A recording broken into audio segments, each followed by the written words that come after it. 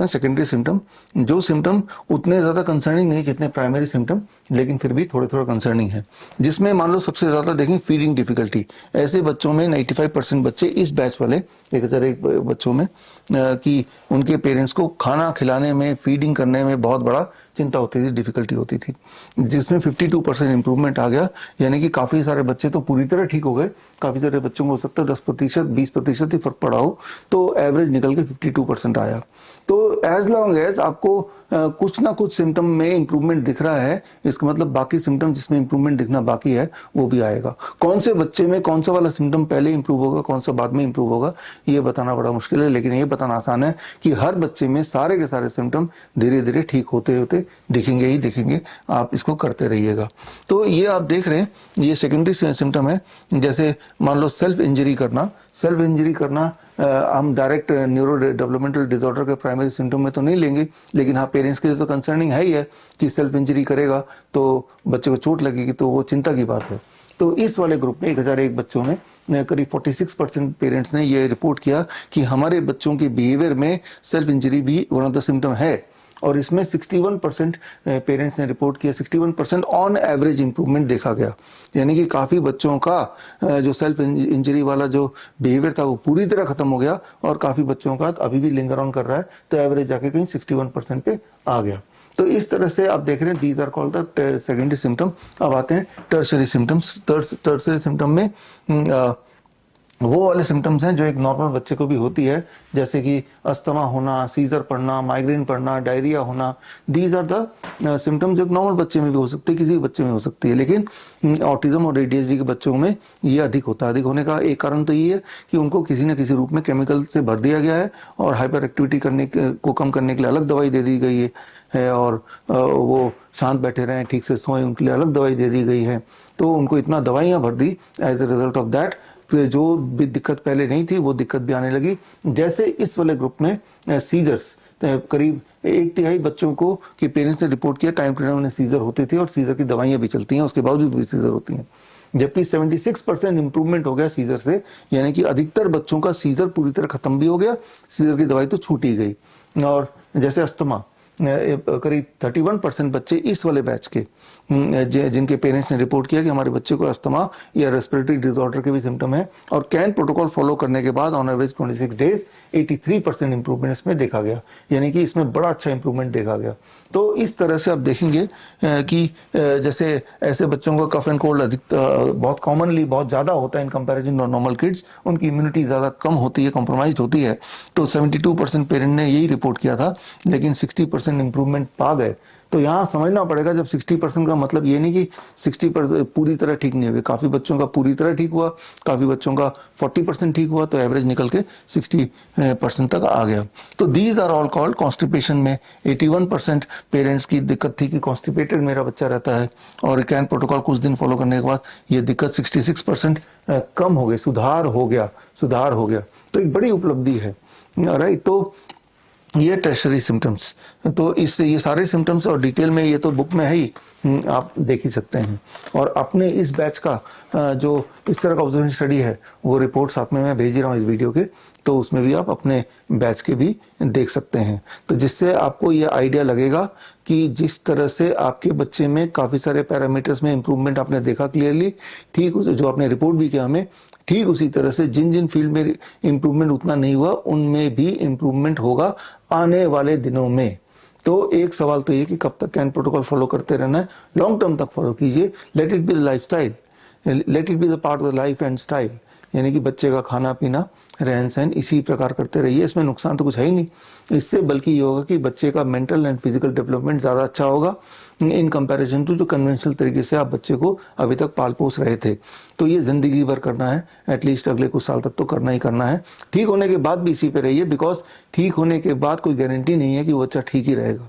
जब मैं बोल रहा हूँ ठीक ही रहेगा तो जरूरी नहीं कि ऑटिज्म वापस आ जाए, लेकिन हो सकता है खांसी जुकाम है, बुखार है, ये सारी चीजों से भी आपको अपने बच्चे को प्रोटेक्ट करना है। इनफैक्ट सभी के बच्चों को प्रोटेक्ट करना चाहिए। तो मैं तो ये बोलता हूँ ये जो कैन प्रोटोकॉल है ये दुनिया के सारे बच्चों के लिए है। It is not just for neuro developmental disorder patients, सारे बच्चों के लिए। इनफैक्ट मेरे बच्चे को भी जहां तक हो सके ये कैन प्रोटोकॉल पे ही मैं रखता हूँ।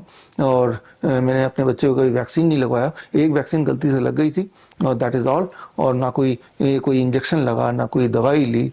और जब भी कभी मेरे बच्चे को खांसी जुकाम बुखार या कोई भी चीज होती है तो वही सारा हम ट्रीटमेंट करते हैं जो ट्रीटमेंट मैंने पिछले 30 दिन में आपको सिखाया है।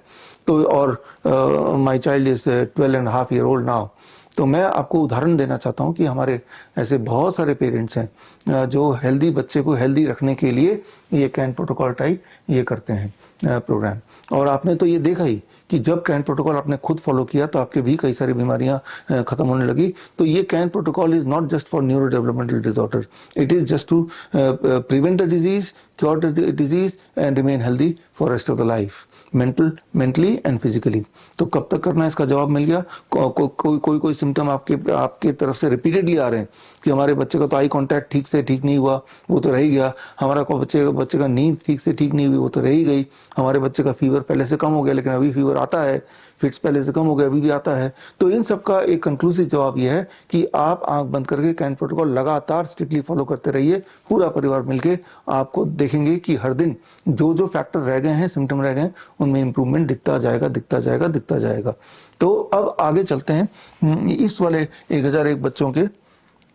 तो इसमें देखा गया कि ओवरऑल 26 दिन फॉलो करने के बाद 71% एवरेज इंप्रूवमेंट, 71% एवरेज इंप्रूवमेंट छोटी बात नहीं है। आपके ग्रुप का देखिए अच्छा खासा इंप्रूवमेंट है। तो और इनमें जो दवाइयों पे थे 83% दवाइयां कम हो गई। मान लो पूरे ग्रुप ने मिला के 100 दवाइयां लेते होंगे तो 100 में से 83 दवाइयां लेना बंद कर दिया। बाकी दवाइयां जो ले रहे हैं बच्चों को दे रहे हैं। हमने तो उसके लिए भी मना किया था, लेकिन कुछ पेरेंट्स होते हैं जिनका कुछ अपने कुछ खुद के अपने ऑब्जर्वेशंस होती हैं या खुद की अपनी मान्यताएं होती हैं। तो हमारी तरफ से तो दवाई मत दीजिए, क्योंकि दवाई केमिकल देंगे तो जब तक केमिकल देते रहेंगे तब तक पूरी तरह ठीक होना पॉसिबल नहीं है। लेकिन फिर भी एक बड़ी बात है, 26 दिन के अंदर जो 83% ड्रग रिडक्शन हो गया और 74% थेरेपी रिडक्शन हो गया। यानी कि अधिकतर पेरेंट्स ने बच्चों का थेरेपी भी रोक दिया, बच्चों की दवाइयां भी रोक दी और सिम्टम भी इंप्रूव हो गए और बच्चा मेन स्ट्रीम में आने लगा। कितनी बड़ी बात है, राइट। तो एक उपलब्धि तो ये है कि आपके पैसे बच गए। जो आप फालतू में इन सारे थेरेपी सेंटर जाके खर्च करते थे, डॉक्टरों के चक्कर लगाते थे, समय बच गया, आपके पैसे बच गए और बच्चे को टॉर्चर करने से आपने बचा लिया। ऐसे थेरेपी सेंटर में जबरदस्ती आप ठूस देते थे और बच्चा भी टॉर्चर होता था, उससे कोई इंप्रूवमेंट होता नहीं था। वो आपने देखा ही, उल्टा नए नए सिम्टम और जुड़ते जाते थे और हर सिम्टम के साथ डॉक्टर कोई नई गोली जोड़ता जाता था। तो समय आ गया कि आप अपने डॉक्टर खुद बने, जो कि बन गए हैं। क्योंकि जितने सारे हेल्थ इश्यूज बच्चे को हो सकते हैं, चाहे वो हेल्दी हो या न्यूरो डेवलपमेंटल डिसऑर्डर के पेशेंट हो, हर तरह की मेडिकल सिचुएशन में आपको क्या करना है वो आपको पता चल गया है। तो अब आगे का रास्ता क्या होगा? आगे का रास्ता ये है कि हम ये जो ग्रुप्स हैं इसको क्लोज नहीं कर रहे हैं। खास तौर पे बुलेटिन में हम टाइम पे आपको कुछ ना कुछ नए टेस्टिमोनियल्स, नए न्यूज हम भेजते रहेंगे ताकि आप ट्रैक पे रहें और आप हमसे फिर भी जुड़े रहें। तो दैट इज नॉट कि ये ग्रुप क्लोज नहीं कर रहे हैं, सिर्फ ये वीडियो जो लगातार आता रहा है 30 दिन तक, ये बंद कर रहे हैं। इसलिए बंद कर रहे हैं क्योंकि हमारे हिसाब से जो ट्रेनिंग आपको देनी है हमें, या देनी चाहिए थी या दे रहे हैं, वो कंप्लीट हो चुका है। यानी कि जो नॉलेज मेरे पास है वो नॉलेज आपके तक पहुंच चुकी है।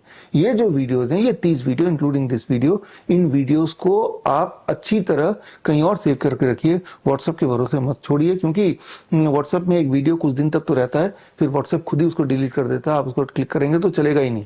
इसलिए मैं स्ट्रिक्टली ये सबको ये सजेशन देता हूं कि ये 30 के 30 वीडियो संभाल के किसी ऐसी जगह रखिए जहां पे कभी ना उड़े। इन 30 वीडियो को आप बार बार देखिए, अच्छी तरह से देखिए हर दिन के लेसन को, तो आपके दिमाग में फिट बैठ जाएगा। बल्कि अब आगे का वे क्या होगा, जिस तरह से आपने देखा कि हम आप तक पहुंचे, आप हम तक पहुंचे और हमने अपनी नॉलेज आपको दी और आपके बच्चों में और आपके परिवार में काफी सारा बदलाव आ गया। तो लेकिन याद रखिए कि इस देश में या ग्लोबली करोड़ों बच्चे ऐसे हैं जिनको कैन प्रोटोकॉल की जरूरत है और हर बच्चे तक मैं या मेरी छोटी सी टीम नहीं पहुंच पाएगी। तो क्यों ना आप भी ये रोल प्ले करें। ये बड़ा आसान है, क्योंकि आप as a parent of neuro developmental disorder, जाहिर सी बात है बहुत सारे इस तरह के ग्रुप से जुड़े हैं, ऐसे लोगों से जुड़े हैं जिनके बच्चों में भी यही समस्या है। तो जरूरी नहीं कि वो हमसे ही जुड़े, आके हमसे जुड़ेंगे तो मोस्ट वेलकम, इसी तरह के अगले कैन ग्रुप से उनको जोड़ सकते हैं, या आप खुद भी अपना कैन प्रोटोकॉल ग्रुप चला सकते हैं। उसके लिए रोज इसी तरह से वीडियोस डालने हैं, जैसे यही सारे वीडियोस हैं जो आपके पास अभी सेव्ड हैं, यही डाल सकते हैं, और उनको एनकरेज करना है कैन प्रोटोकॉल को फॉलो करने के लिए। और कई सारे सवालों के जवाब आप खुद भी दे सकते हैं, because now you are aware और आप इस ग्रुप के पार्ट हैं। हमने भी आपको टाइम टू टाइम जवाब दिया और सारे जवाब इस किताब में लिखा है। ये किताब इंग्लिश हिंदी में उपलब्ध है। ये किताब जो इंटरनेशनल जो हमारे पार्टिसिपेंट्स हैं उनके लिए बताना चाहूंगा कि ये गूगल बुक्स में भी है, अमेजन किंडल में भी है। तो यानी कि ये जो इसका ऑनलाइन एडिशन है किंडल या ई बुक जिसे बोलते हैं, वो अवेलेबल है। यानी कि दुनिया के किसी भी पार्ट में अगर आप रहते हो तो फिजिकल कॉपी ना सही, फिजिकल कॉपी तो इंडिया में ही हम कुरियर करते हैं, लेकिन इसका जो ई बुक है वो अमेजन के माध्यम से हर तरह के अमेजन के जो अलग अलग देशों के होते हैं, इंडिया का तो इंडिया amazon.in है, बाकी देशों के अमेजन में भी ई किंडल एडिशन अवेलेबल है। गूगल में बुक्स में भी अवेलेबल है, हिंदी में है, इंग्लिश में है और भाषाओं में आने वाली है। और बाकी और जो इम्पोर्टेंट सोशल साइट्स हैं काफी जगह अवेलेबल है, और या फिर हो जाएगी। खैर आपके पास तो ऑलरेडी है, तो ऐसा जरूरी नहीं है कि जो भी पेरेंट्स ठीक होना चाहते हैं वो एक किताब खरीदेंगे तो ही ठीक होंगे। उनको ये नॉलेज चाहिए, और ये जो नॉलेज है जो किताब में ऑलरेडी है, ये नॉलेज मैंने 30 दिन के वीडियो में सिंपल भाषा में समझाने के लिए आपको बना के दे दिया। ये 30 वीडियो कोई भी न्यूरो डेवलपमेंटल डिसऑर्डर के पेरेंट्स अगर देखेंगे और इसको हूबहू इंप्लीमेंट करेंगे तो होपफुली उनको भी बच्चों में वही रिजल्ट दिखेगा जो आपको दिखा, जो आपसे पहले इन ग्रुप को दिखा। तो यानी कि नॉलेज शुड स्प्रेड। आप किसी पे निर्भर मत रहिए, मेरे पे भी निर्भर मत रहिए, और आगे भी ये टीचिंग दीजिए कि वो बच्चे, वो पेरेंट्स भी अपने बच्चों को ठीक करने के बाद एक मुहिम के तहत और आसपास के बच्चों को ठीक करें जिनसे वो जुड़े हुए हैं, जिनको सिमिलर तरह की प्रॉब्लम है। तो हालांकि can protocol is not just for neuro developmental disorder.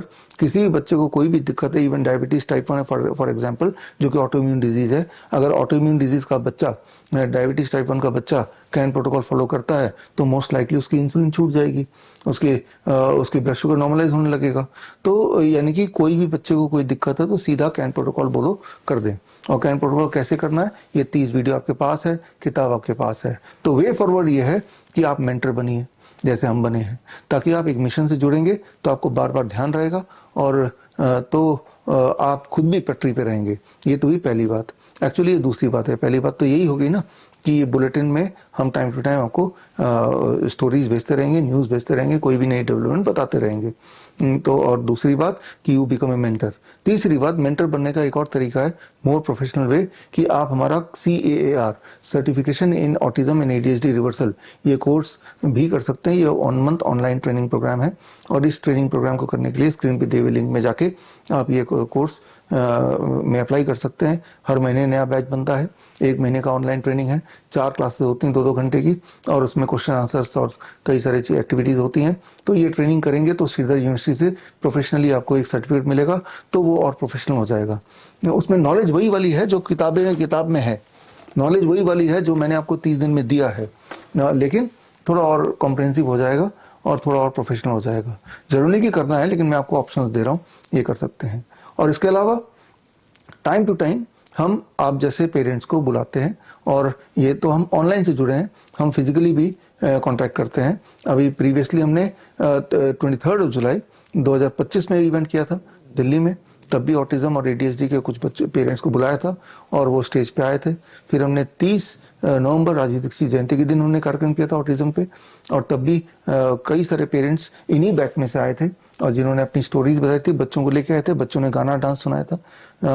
और उसके बाद 23 जनवरी सुभाष चंद्र बोस जयंती के दिन भी हमने कॉन्टैक्ट प्रोग्राम किया था, दिल्ली में किया था, जहां आपसे पहले वाले जो सक्सेसफुल पेरेंट्स हैं, बच्चे हैं, वो आए थे अपने पेरेंट्स के साथ, और उन्होंने डांस करके दिखाया, गाना करके दिखाया, स्पीच बोल के दिखाया।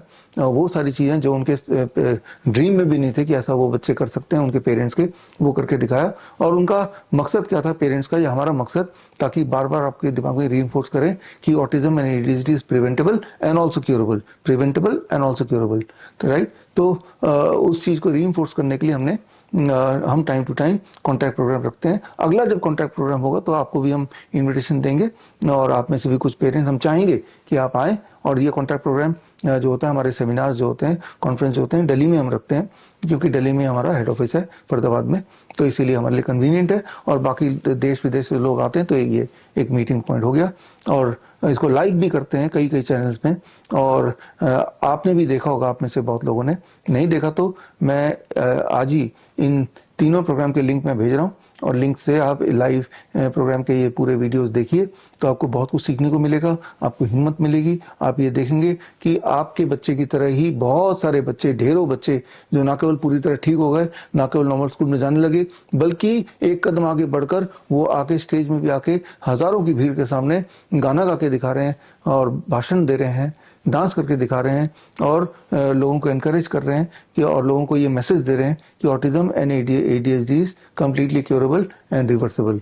तो यही मैसेज दे रहे हैं, ये मैसेज हमें आगे पहुंचाना है। लेकिन उससे पहला स्टेप तो ये है कि आपको अपने बच्चे को पूरी तरह ठीक करना है। आप में से कई सारे पेरेंट्स के बच्चे पूरी तरह ठीक हो भी गए हैं, और काफी सारे इस जर्नी में बीच में है, काफी ठीक हो गए, काफी ठीक होना रह गया है।